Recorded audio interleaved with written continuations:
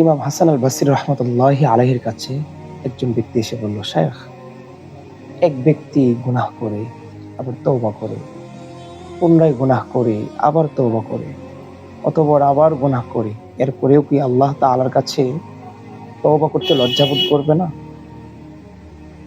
জবাবে ইমাম হাসান আল বসরি রহমতুল্লাহি আলাইহি যা বলেছেন তা স্বর্ণ অক্ষরে লেখা রাখার মতো। তিনি বলেছেন, ওয়াদ্দাশ শাইতানু লাউ যাফিরা মিনকুম বিহাযা। শয়তানের কামনাই হচ্ছে এটা, শয়তান চায় এটা, যেন মানব জাতি এই সমস্ত চিন্তায় ডুবে থাকে, যেন সে সফল হতে পারে। অতএব আমাদের উচিত হলো যখনই গুনাহ হয়ে যায় তখনই তওবা, যতবার গুনাহ হয় ততবার তওবা। এজন্য রাসূল সাল্লাল্লাহু আলাইহি ওয়াসাল্লাম হাদিসে বলেছেন, কুল্লু বানি আদম খাত্তা ওয়া খায়রুল খাত্তাইনা তাওয়াবুন। প্রতিটা আদম সন্তানই গুনাহগার, তবে সর্বোত্তম ব্যক্তি হচ্ছে যে তওবাকারী।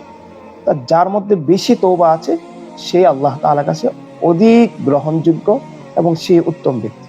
অতএব আসুন আমরা রমজানের কদর করি এবং রমজানকে কাজে লাগিয়ে আমরা আমাদের তওবা করে আমাদের গুনাহগুলো মাফ করাই।